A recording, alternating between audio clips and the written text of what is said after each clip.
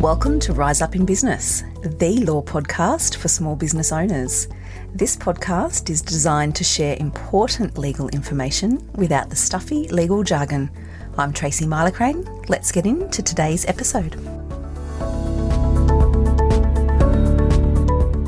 Hello everyone, welcome back, and thank you as always for joining me for another episode of the Rise Up in Business podcast. Today I'm going to be talking to you about a topic that you might think, I didn't expect that from you, Tracy, and that is making more money.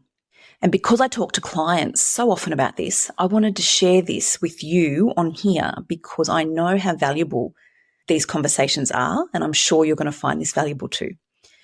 When it comes to making more money, straight away, business owners will think accountants and bookkeepers, as rightly you should, and business coaches to help you set up the infrastructure in your business and to work out what you're selling and your offers. Absolutely. What doesn't often come to mind, though, is your business lawyer. And how can your business lawyer help you make more money? I'm going to share with you in this episode exactly what it is that I focus on with my clients to help make them more money in their business. Let me ask you this. What makes money in a business?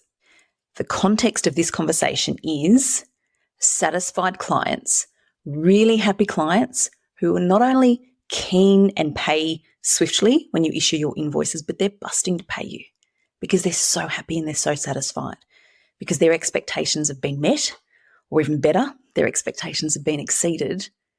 This is what's going to make a business more money. How do you achieve that? Tracy, how do you achieve satisfied clients? It's all about managing expectations, and this is something I talk about so much with clients. Imagine this.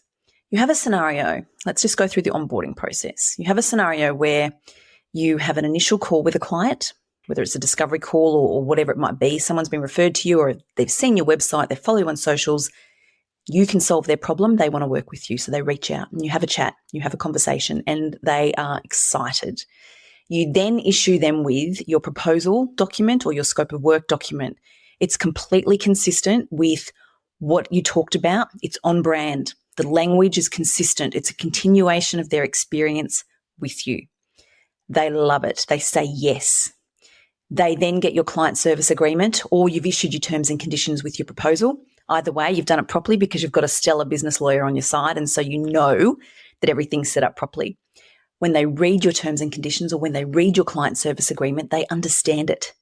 They know that you get them. They know that this process is consistent, and so far it's so super professional because all the touch points they've had so far with your business have been consistent and to a high standard.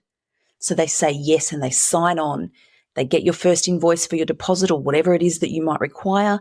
They pay it and they're in your workflow. You do the work, you conduct yourself consistent with what's in your documents, all of your milestones, all of your touch points, all of your deliveries, it's on point. So you deliver a really quality service just like you said you would. So you're delivering on your promises, you're doing what you said you were going to be doing. You issue your invoices in accordance with your proposal. So clients know when to expect invoices, they get invoices when they expect them, and they pay. And they pay swiftly. That is, they pay on time every time because they're so happy and their experience is such a positive one. So their customer journey or their client journey with you is of such a high standard that they are happy along the way. You've got everything just where it needs to be in terms of your processes and systems. You get to the end, you have a beautiful offboarding process. And then not only have they paid your final invoice or they've left you a review, they are referring you other people, and they're also going to come back and be a repeat client. All of this is how it should be, how it can be. It's not difficult. It just takes attention to detail, and it takes working with the right team to make sure you get this set up properly and that it's executed consistently. So there you are. Imagine that scenario. Now, imagine this scenario. Someone reaches out, you get back to them, you have a conversation, you issue them with some form of proposal at some point, probably a little delayed. You're so under the pump and it's a little delayed and it's probably not necessarily what they were expecting. And there's a little bit of back and forth to clear it up so that they make sure that they're getting what it is that they need, and then you send out your agreement if you've got one, or your terms and conditions, and it's kind of on point, and they go, yeah, all right, and they have a think about it, and they come back to you, but you're really busy, and then they've got to follow you up a few times, and they get into your workflow, and you do the work, but there's a bit of delay because, hey, life and business owner and all the things, and they want a bit extra, or they're a little confused about that, or there was a lack of clarity about this. And because you're so busy loving what you do, but not really thinking about the client experience here, nothing's really consistent. It's all a bit clunky. And invoices go out when you remember, and they're a little disgruntled because it wasn't necessarily what they thought, or there was something extra on there that wasn't covered in your client agreement or your terms and conditions. And they go, oh, okay. And so there's a lot of back and forth. But by the end, it's a bit lackluster for them. And you might get paid, you might not. There might be a bit of argy-bargy there about that last invoice to do with variations or something additional that they thought they were getting and you didn't think they were getting it. Anyway, they finish and, yeah, it's all right, and they're not overly in love and they're not overly happy, but hey, they got something, and something's better than nothing. There's issues there potentially with whether or not you're going to get paid everything you're entitled to, or whether there's any write-offs, or whether there's any overruns. They're certainly not going to refer other people to you because their experience wasn't stellar, and people do take referrals very seriously.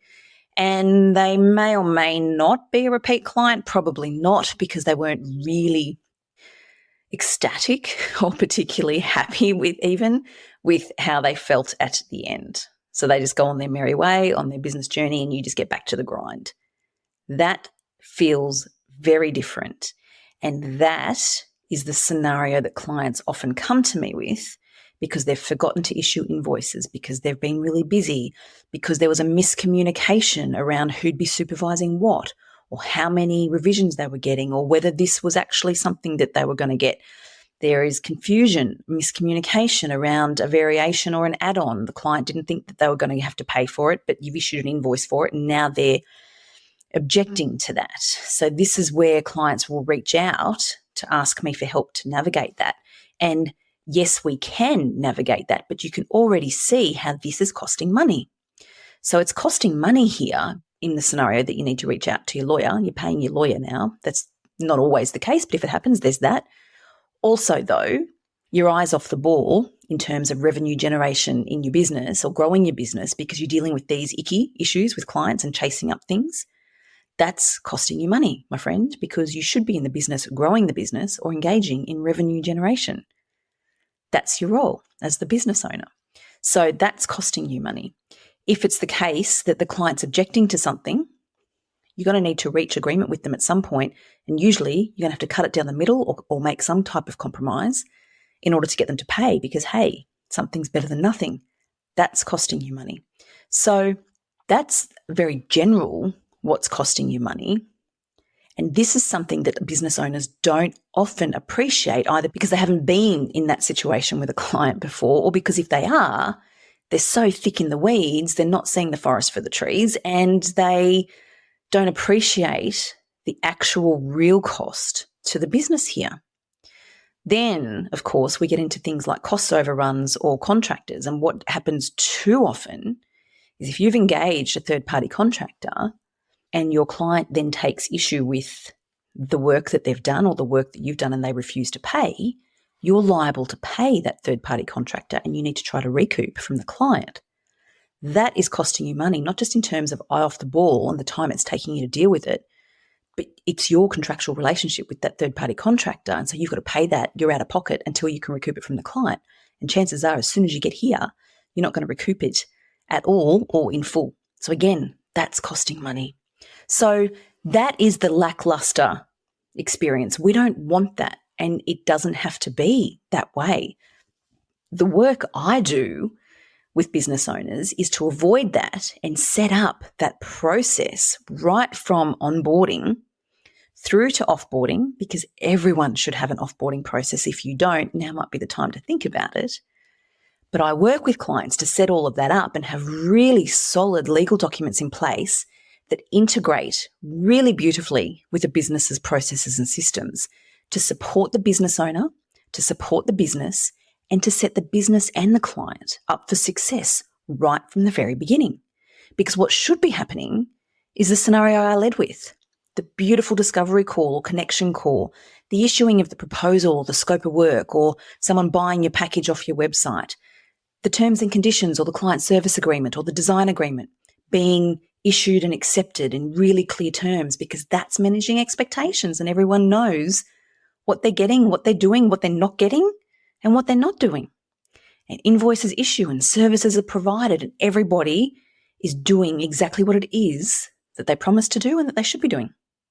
And you get to the end and the outcome is stellar. Invoices are paid, word of mouth is positive, repeat clients and referrals. That's what it should be.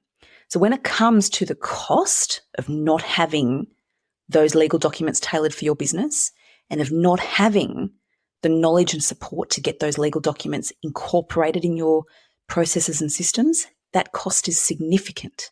And you don't necessarily know it until you get into the hot water or a tricky situation with a client and you realize, holy dooly, I now have to refund this, or this person's not going to pay that, and now I've got to engage my lawyer, and now my team have to help me sort this out, and there's 3 proposals I should have sent out and I haven't got to them yet because this is taking up all my time and it's really stressful. There is a cost to all of that. That can be avoided.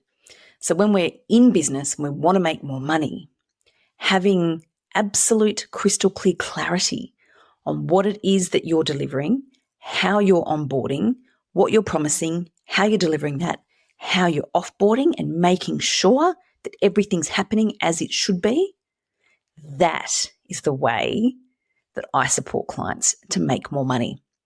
Cash flow, as we all know, cash flow is the cornerstone of every business. We may not be in it driven by money. You might be thinking, Tracy, it's not all about the money. No, of course it's not. And I say that a lot. It's not all about the money, but we do need to make money to be able to serve more clients and have more impact. And we want to focus on profit. So it might be that you think, oh, it'll be right. I'm just going to refund them, or I don't care, or gosh, I wouldn't get caught up in that. I'd just write it off. That's fine. But when you start looking at your profit, not your revenue, but your profit, this is where businesses come undone. And it's no secret that businesses fail because they run out of money, or businesses fail because they have no money. They can't pay their debts. Cash flow is vital. Profit is the number we need to be looking at. So we can't afford to be writing off 5K, 10K because we didn't issue it properly, and now I've got to refund this, and now there's allegations of that, and now I've got to engage the lawyer. That all comes off your profit. And if there's no profit, sorry to be blunt, but if there's no profit, there's no business. So by focusing on the things that you need to be focusing on, which I've shared in this episode, it sets you up for success. It sets you up to ensure that you're delivering in your soul-led, beautifully aligned way in your business, and you're making more money. The takeaway that I really want you to have here is that the secret sauce to making more money in your business when you're working with a business lawyer is knowing how to use your legal documents, knowing how to ensure they're implemented properly into processes and systems that support your business. I'm going to share this with you for context so you can see just how significant this can be. I recently had a client reach out. She was in a pickle because she had a really unhappy client. They were really disgruntled with delays and cost overruns. She didn't think there were delays and she didn't think there were cost overruns, and she poured her beautiful heart and soul into supporting these particular clients. They had personal issues going on themselves, which meant anything that she was doing, they were focusing on rather than focusing on their own personal issues. But what that meant was they got to a point where, for whatever reason, they've launched into her and made a claim against her for tens of thousands of dollars, saying, we want you to refund this because you didn't do what you said you were going to do, and I didn't ask for that, and you promised this, and this is what we said, and that's not right, and I didn't want that, and take that off and refund it and return it and all the things. It was a mess, and she was so stressed. Heartbreaking, because a beautiful person, heartbreaking, and she bent over backwards to service these particular clients. But because she was busy, and she's busy because she's so good, but because she was so busy, she didn't issue her terms and conditions in the way that she should have. And what that meant was they weren't enforceable. And these particular difficult clients took advantage of that. They lawyered up, and their lawyer went to town. And it was nasty and it was stressful. And at the end of the day, all I could do to best support her was to mitigate her loss, which was basically reduce as much as I could the amount she had to repay. And it was extraordinarily stressful for her. And what it meant was she wasn't engaging with new clients. She wasn't meeting with new clients to issue new proposals. So now there's a real lull in her business and a massive hole in her cash flow because she had to pay to get rid of this other issue because they were threatening to go to court. This is the problem when we talk about business owners being too busy and not taking the time to set up solid foundations when it comes to legal documents and processes and systems. That's an example of what can go wrong. That's a significant example. It happens on different scales. Sometimes it's a $5,000 request. Sometimes it's 50. Sometimes it's 10. It doesn't matter. But the time that it takes for that business owner to get their head out of their business to deal with it, to then have to reach into their pocket and pay this money and or pay me or their own lawyer to deal with it, and the downtime in their business, and then the time it takes to build the momentum. And we all know wearing so many hats in business is no easy feat at the best of times. But when you've got things like this, it makes it even harder. And that costs money, big time. But the kicker here is it can be avoided. It can be avoided by just pausing and taking the time to get that framework right. And once you've got it right, the legal documents, they're tailored, the processes and the systems, it's almost set and forget. It just rolls then because you've got those processes in place. So situations like that can be avoided. Spending money, having that type of cost to your business can be avoided and should be avoided. That's what I wanted to share with you today. I hope that's been helpful. It is not designed to scare you. It's really not. Like all of my podcast episodes, it's designed to share context with you, to share experience and stories with you so that you can work out what resonates for you, where your business is at, what you need help with, and then take proactive steps to reach out and get that help and support to get those things done for your business so you're not reaching out later when things go wrong. You know where to find me if you need me. The links are in the show notes. Email me directly. Send me a DM on Instagram. I answer all of those myself. Please don't hesitate to reach out and have the conversation, even if it's just to work out whether or not what you've got in place is okay. That is what I'm here for. As always, thank you so much for listening. I'll catch you next week.